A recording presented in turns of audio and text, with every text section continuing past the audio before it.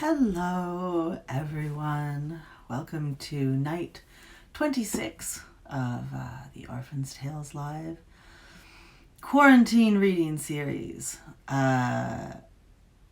It's nice to see people popping up online. Hello, everyone. I have to warn you, in addition to the gross light of day coming in from outside, we usually have a fancy? What did I fancy? I think it just looks fancy because it's not nighttime, so we don't have our flickering firelight. We do, it just doesn't really show up when the outside is not has the hideous day star in it. So yeah, in addition to that horrible light, I am loopy. I couldn't sleep last night, so I haven't slept in about 38 hours. I am loop-de-loop. I went to town today, which required racing off onto a boat. I was the last car on. My ass was hanging off that ferry. And I did all of our shopping. My last shopping trip lasted us 6 weeks, hoping this one does too, which I did exhausted. So I'm exhausted now, more than I was before. And then right after this, I have to teach a class. So we'll see how that goes when my brain is slowly pickling in a brine of, I don't know, exhaustion and having like binged a bunch of Dark last night, the show Dark. So I'm a mess. If I like vibrate into another dimension on this live stream, don't say I never did anything to entertain you. Oh, I'm just so out of it, you guys. Okay, so it is like I'm pretty good at the grocery shopping. So yeah, thank you for saying I look nice. This was slapped together in as few minutes as humanly possible. Okay, yes, intro stuff. Oh, also, this is our 1 month anniversary. We started on March 27th. It is April 27th. Been at this for a month.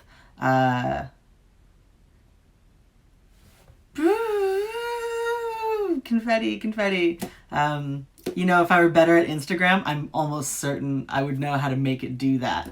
But I'm not good at Instagram. I can barely get it to do this. So, yay! Happy 1 month anniversary, everyone. I mean, it's kind of a grim anniversary. I was sort of hoping we wouldn't be this far into the book, but here we are. So let's do our intro stuff. So you can find music based on this book at sjtucker.com. As usual, for legal reasons, I'm not going to get through all this. For legal reasons, this is not an audiobook of The Orphan's Tales. This is a play. You can follow me on Twitter. Oh, you guys, I don't know how I'm going to get through this. You can follow me on Twitter at Cat Valenti. You can subscribe to my Patreon, also at Cat Valenti. We're actually inching up on our next goal, which has been a goal for like 2 years. Well, nothing really increased on Patreon, so that's kind of amazing. But if we get there, I will add to the sort of big monthly package a short funny review of something I read or watched or played that month. And the $20 and up tier will get to make requests. Probably just for watching though, because if I let all those people fill out my to be read list, I'll be in trouble. Yeah, and there is an archive of all of these readings up at YouTube on my channel, which is Cat Valenti Live. You can ask questions after the reading is done, but think of them while I'm reading, because I usually sign off pretty quickly if no one says anything, because nature abhors an awkward vacuum. There is a tip jar on my website, catherinemvalenti.com, as well as in my Instagram profile here. These are absolutely free. You don't have to tip me, but times are garbage, so if you felt moved to toss a coin to your witch, it would mean the world to us out here on Garbage Island. I will also thank you in person by name on the next stream. I think that's it. Okay, let's Let's get ready to fairy tale! Oh, I'm so out of it, you guys. They're just gonna be dumb jokes and me tripping over words. That's all that's gonna happen tonight. But I'm here for you. I love you. I'm committed to Sparkle Motion. All right, here we go. The assassin's tale continued. Ragnhild looked down at us, anger streaming from her as though from a dying star. This time, I went to no man's bed. I have had time, and time piled high upon time, to consider how I would spend my new body, and I chose to be in truth what I was before only in jest. I will be your black pappus, and take Alinor for my own. I bought the Caliph's blessing on my ascension with Marsilia's gold, and came to Shadukium, not on a litter like some pampered babe, but walking on the stony earth. And I did not lower my eyes when I saw once more the dome of roses. I swallowed hard, and Marsili, he gave over his wealth just to bring you back to this little room. Her face folded into a satisfied smile, and the black pappus rose from her flowered chair, the violet gown shifting and trailing obscenely over her skin. She walked past us slowly, without fear, and drew aside a thick cream-colored curtain covering an alcove behind us. On a deep green cushion, etched in silver, rested the head of a young, dark-haired beauty, the line of her nose clearly noble, the shape of her lips suggesting an ineffable refinement. The colors of death spoiled her skin into a bluish ravage, and dried blood clotted around her severed neck. Ragnhild turned her head delicately, as though appraising the artistry of a statue. We have another of the wonderful illustrations here by Michael Kaluta. Legend. I watched him for 500 years, trapped in that glass like an ant in amber.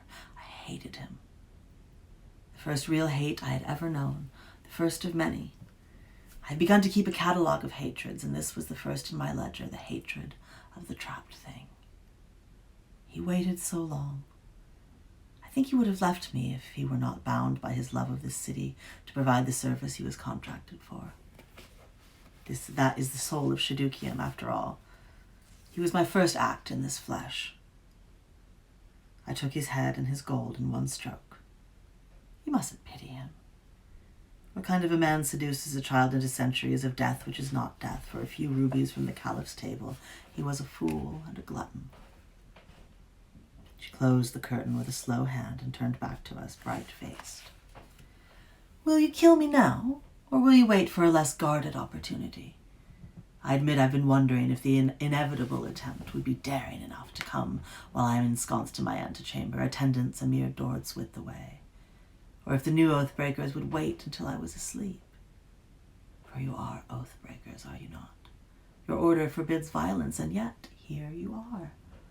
How very Nurian of you. The will of the gods is supreme, unless the papacy needs a puppet. Bartholomew walked to her very slowly, his head bent in real respect, and when he spoke, he made his voice as comforting as our snouts and lolling tongues can manage. We held our breaths, waiting to leap to his aid the moment she moved. I am sorry for you. I am sorry that you were once innocent and young, that the Caliph used you for his ends. I am sorry that you have had to come such a long way through so much suffering and foul magic. I wish that you'd been allowed to stay a tender of wiry goats in the sweet-breathed mountains. I wish we had not heard your story. But you do not know Alinor simply because you once died at its hand. That you cannot comprehend the selflessness of Sveti, who became Gifron, or the pity or the love she must have felt for you to administer the last sacrament of her faith to a non-believer, tells me no more than that you are not fit to be the lowliest novice, let alone pappus of our spiritual menagerie. You could never understand what we suffer for the sake of that beautiful garden of gods, or why we would incur the stain on our souls so that others may live free of sin. I am sorry, terribly sorry, that you have wagered so much for vengeance against all who harmed you, who are dead, and that you must fail now before you could see the spires of the 12 towers catching the dawn light and spinning it into a fall of crystal. Before you could even begin what you must have planned all those years in your little vial. But we have sworn, and we are, if nothing else, obedient dogs. All this while, I and Balthazar inched toward her. When our brother stepped back, with tears in my eyes, I leapt and closed my teeth over her throat. But my jaws snapped on empty air. Ragnhild stood suddenly behind Balthazar, smiling sweetly, like a little child with a caramel. It seemed to each of us that her face floated before ours in all its frigid beauty. It seemed to us that she bent her lips to our panting muzzles, and her breath smelled of bundles of violets clutched to the breasts of dead maidens, of gauze stretched over noble profiles, and coins pressed into the eye sockets. It seemed to us she kissed our mouths, and our eyes clouded over red and black, and our bellies trembled and boiled in our skin. We were maddened. Frenzy licked at our brains. We could not breathe, the blood screaming like blades sharpening inside us. Ragnhild stood utterly still, a pale column against the wall as we spat and snarled, squaring off against each other. She inclined her head ever so gently toward Barnabas. How can I tell you, little sister? How can I give words to what we did? We who would not eat the slowest fox or hare, we who loved each other as limbs of one body. How can I confess? How can I speak of it as though it were no less or more than any other act I have committed, as though it were not the greatest sin of my heart, of my tongue, of my teeth? At the nod of her head, we threw ourselves onto the smallest of us, onto Barnabas, our sweet brother, and devoured him leg by arm by torso, blood swirling rich and smoky in our mouths. We howled up from the ruin of his belly, not in mourning, but in hunger and delight. We snapped at each other, quarreling over the choicest bits. We were no more than dogs, though the hands that held him and the fists that punished his spine were those of men.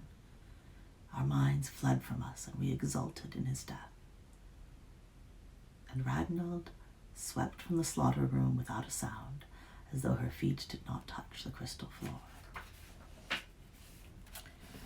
The net weaver's tale continued. Bags shook his head miserably. I can still taste him, he whispered, barely giving breath to his words. Taste his flesh like ash and lye. We will never be clean of this. She let us leave the city unmolested. What else could she do to us? She had already ensorcelled us into betraying our faith in our brother. She had already made all our vows, our holy will, useless with a kiss.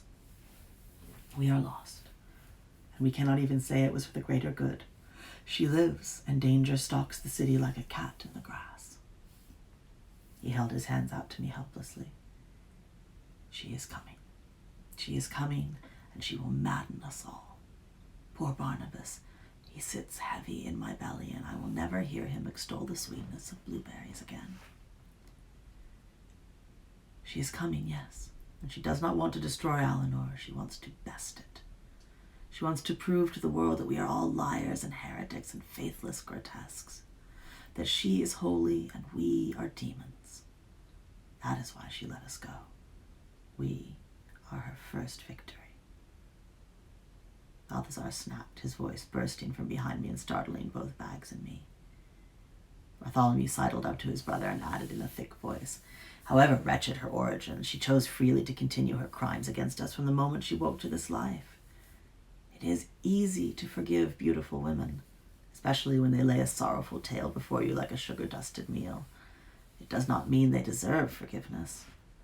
We must tell Yashna that we have failed and accept punishment, and we must close the gates against the apostate, for I do not doubt that she is, as you say, coming. Bag snuffled away his tears and turned his face from his brother. Shame radiated from his hunched body. When we broke camp in the morning, he leaned over my shoulder and whispered, "There is a debt between us. If you have a grief that weighs on you, I will take it." I smiled as brightly as I was able, and lied. I'm too young to carry suffering on my back like a pauper's pack. He nodded distractedly. Then I will repay my debt when you have grown. It was only 2 days later that we saw the gleam of Alinur flare in the distance like the birth of a dozen stars. My breath caught itself in a net of wonder, and the salmon gate rose up finally before me, silver and quartz carved fish leaping with eyes of onyx, metallic waves brushing their delicate fins. I had come home, to the truest home of my deep bones. The rings of the city were thronging with monks and priests of all kinds, each wearing costumes that clearly held some meaning for them, but that to me were simply bright splashes of color and patterns, wriggling like merry snakes over the fine fabrics. Many sat in small groups, bent over a circular game board and loudly cheering each player's move.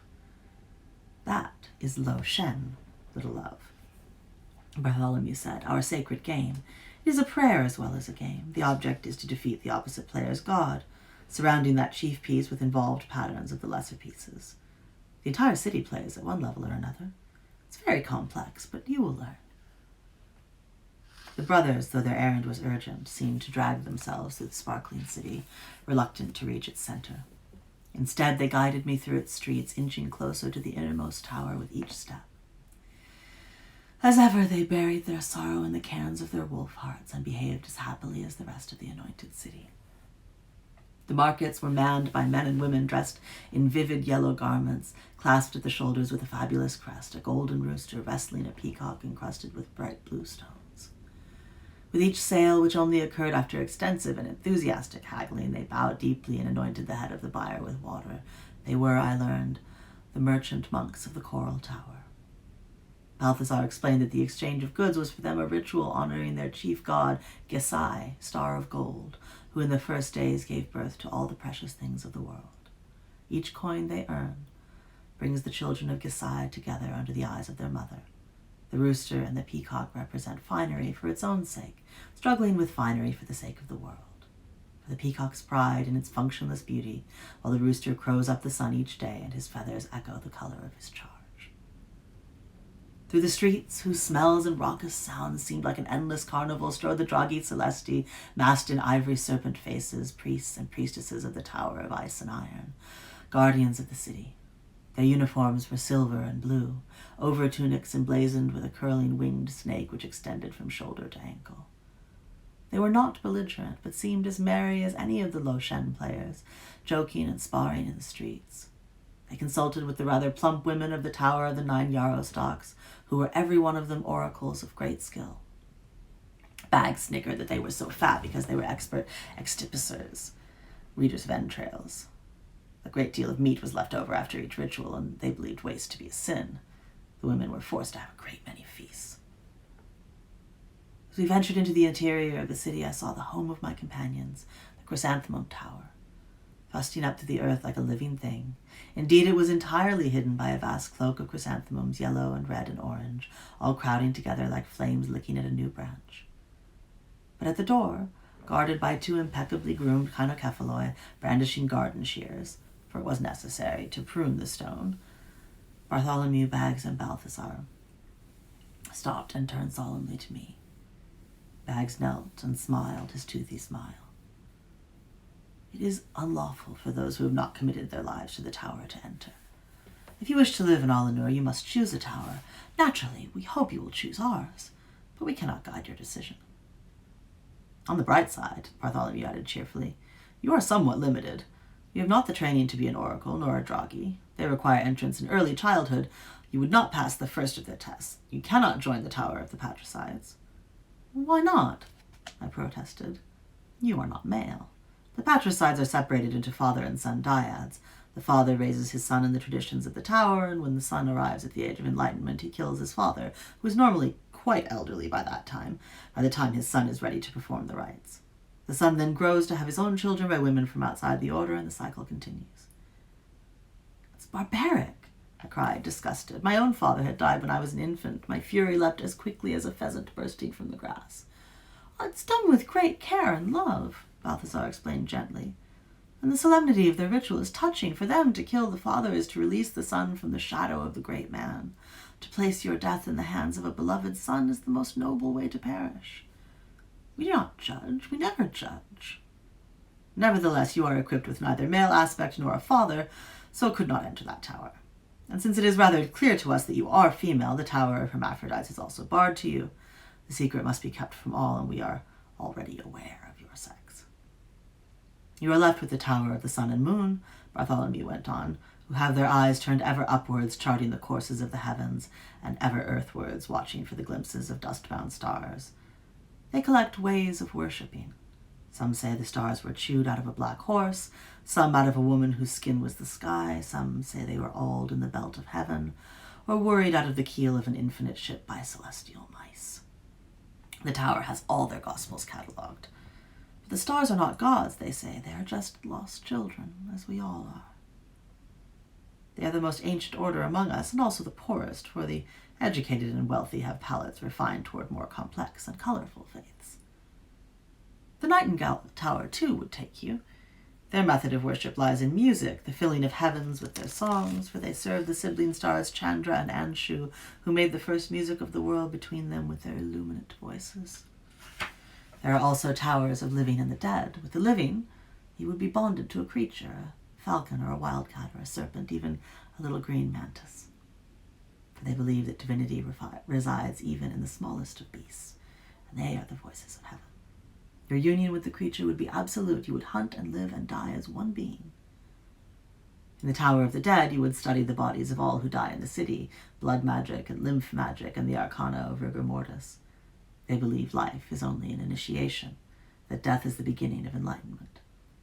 The corpse is the vessel of knowledge. The soul goes on to other spheres, leaving the body saturated with the secrets of the world. They worship the Manikarnika, who are long dead, their bodies long lost, and raise altars to their ghosts. But which one is right? The real gods, the real truth? I asked. Balthazar smiled gently, as if speaking to a very slow child. That is not for us to judge.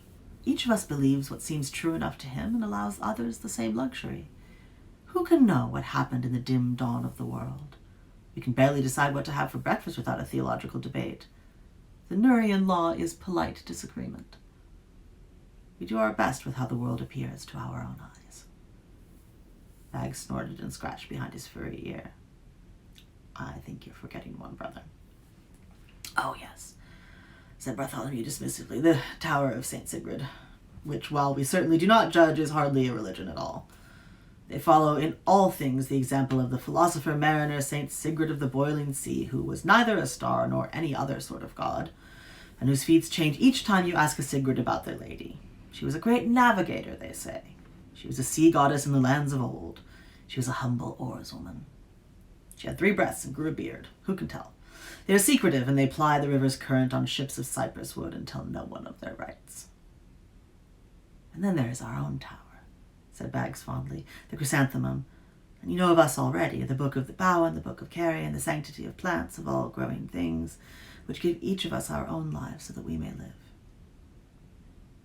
He tousled my hair as if I were a child. Of course, all the towers are specialized in rarefied faiths. Some have to do with the countryside faith of the stars, some do not. Religion is a starchy dish, and we spice it most exotically here. I breathed deeply, intoxicated by the variety of towers and people. My village had contained no more than a few hundred souls and only one temple, little more than a cave of ice in the mountainside. But I did not have any particular predilection for birds or cats, beyond the eating of them. I could neither sing nor play any instrument at all. In the end, I decided I had spent half my life already in worship of the sky. I had given enough to them, more than enough. And much as it shamed me to think it, I did not wish to bow down to flowers and never again eat venison rich with spices. I saw no sin in it. It was not my nature. And this left but one tower. I will not say I have decided. I know so little. But take me to the Tower of St. Sigrid. And next week, we will pick up with the Tower of St. Sigrid.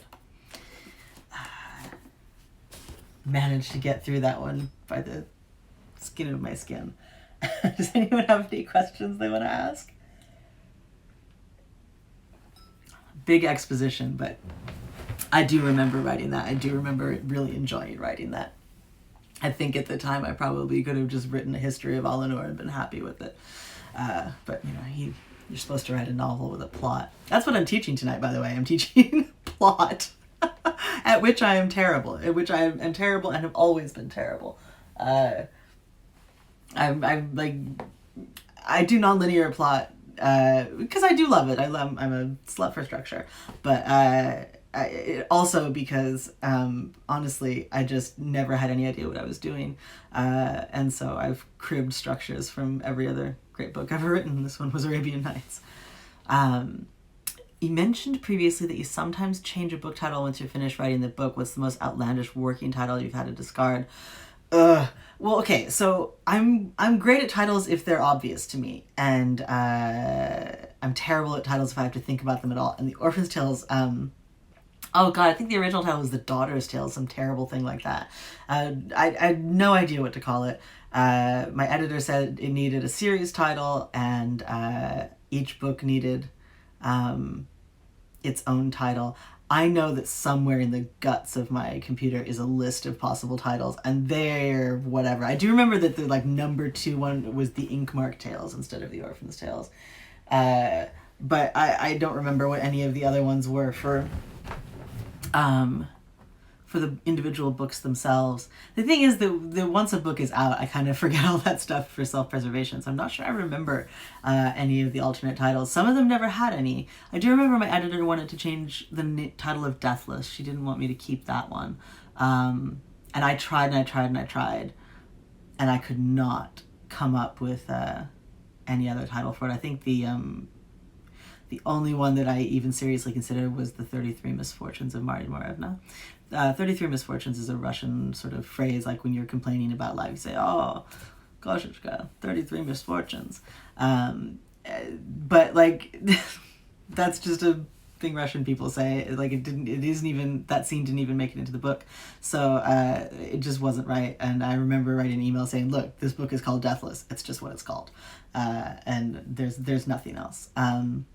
So I know that I'm probably going to have to change the title of the book I'm working on now, because it's another word that nobody can pronounce, like palimpsest. But I don't know what it will be. It will probably have the main character's name in it, because it flows pretty well, which is Osmo Unknown. But I don't know what it will be. I'll see if I have to think about it at all, if it's not just instinctual. I'm very bad at titles. Not about this book, but how was your experience with Mass Effect? You know, I had a pretty good experience with Mass Effect. It was frustrating, like, you know, how long it took to get answers from corporate and everything. And the game was being written, and just as the book was being planned, and so there were things that sort of happened and didn't happen, and were set to happen and then didn't happen, and everybody was involved. So it took like a year and a half just to get a plot approved. But ultimately, they let me do what I would have wanted to do anyway. I was very lucky on our first call. I will never forget it. I'm such a huge fan of Mass Effect. I will never forget it. Talking to, some very people who would be very well known to Mass Effect fans as creators of the games. And then them saying, well, we want you to do a thing with all of the non-council races. And I was like, and so they gave me a list of all of these characters or all of these races, and they said, these are yours to use as you see fit. Like they literally said the Elcor are yours. We're not going to use them in Andromeda. And I teared up a little because the Elcor are my absolute favorite. And I was like, oh, the Elcor are mine. They're mine. They're mine. So it was very exciting for me as a fan. But I would have wanted to do that anyway. I would have wanted to have no human characters in it, which there are. There kind of is a fake out one. But and even like that, actually not having any human characters is a good example of, without spoiling my NDA, like the things that you go through when you're writing a media tie-in novel. So the original pitch call was like no human characters. I was like, great, awesome. So I turned in a synopsis with no human characters. I get a reply from my book editor saying there's no human point of view characters in this, like, feel like the audience will want a human character. And I was like, but they told me not to. And then I talked to BioWare again. They were like, no, people love our aliens. That's what we want you to do. We want to do human characters. So I like go back and forth and telling me whether like, and me like fashioning a human character out of nothing to shove in there on a ship that they had no business on. So like there was a lot of back and forth like that. The actual writing of the book was a lot of fun because I had this moment of even writing the first chapter where my brain was in its normal writing mode, where I was like, oh, you can't just use that. You have to come up with a better way to say X, Y, or Z. And the other part of my brain was like, no, you don't. You're doing transparent prose here. You don't have to come up with a more unique way to say anything. That's not what people are in this book for. They want the pew pew pew. So just say the pot's black and move on. And so I did. So there was kind of a freedom in that. I wrote it very quickly because I didn't really have to worry about like making it beautiful and ornate and complex.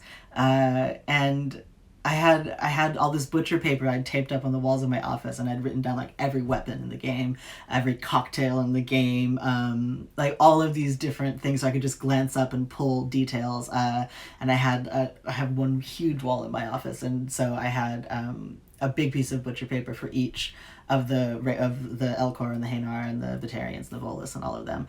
And so it was really cool. And like if I needed a name for a planet, I didn't have to like tear myself apart for an hour trying to come up with just the right one. I just looked up the fan wiki and picked one. It was really fun. It was a really fun process. Yeah. Minecraft was very different because Minecraft doesn't have lore the same way that Mass Effect does. So like, you know, I think I probably created more lore for Minecraft than it sort of existed previously. But it was very smooth and ultimately both BioWare and Mojang were incredibly supportive of what I wanted to do within their worlds, and they were both good experiences. It says it was a coincidence that you, as one of my favorite writers, would write a book in one of my favorite universes, which is Mass Effect. Mass Effect's my favorite video game. I absolutely adore it, and of course N.K. Jemisin wrote one of the other books in the series. So both of us were sort of in the media tie-in minds. I remember when it was announced, some article saying it's like Isaac Asimov and Arthur C. Clarke writing Star Wars tie-in novels, and I was like, I mean, you should just put that on the cover. But yeah, it was really fun. I would definitely do it again. I'm doing some other tie-in stuff that I haven't been able to announce this year, so hopefully I'll be able to tell you guys soon. It will be interesting to see your reaction. There's actually a clue in a number of these streams, but I'm just gonna leave it at that as to what I'm doing. Nora and I have been friends for some time. We've met many times. We're a small community when it comes right down to it. Most of us have met each other. There's really only a few sort of established science fiction or fantasy writers that I haven't met. There are some, but only a few. We have our conventions, which is like our rotating office, and we hang out at the water cooler. So yes, I have met Nora a number of times. Look, I'd write anything with N.K. Jemisin. You go ask her.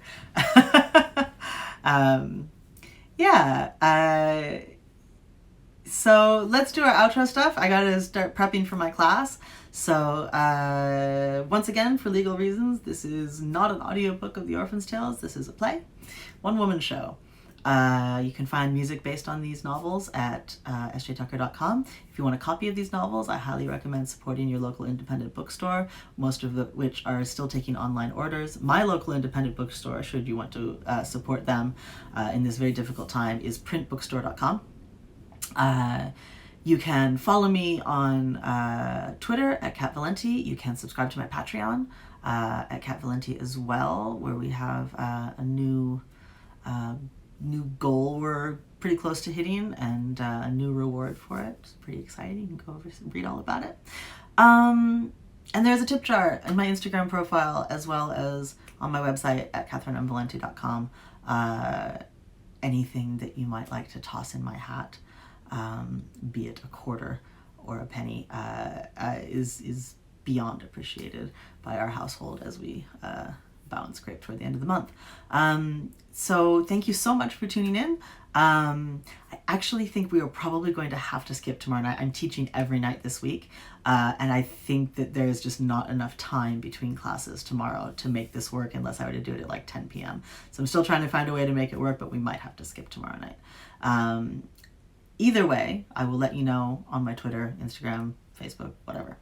Thank you all so much. Love you. Hope you choose your tower well. So I will at least definitely see you on Thursday, 100%. Thursday and probably Wednesday. But I can't say what time yet because I'm still trying to juggle all the classes. Thank you so much. Bye, guys. Have a lovely evening.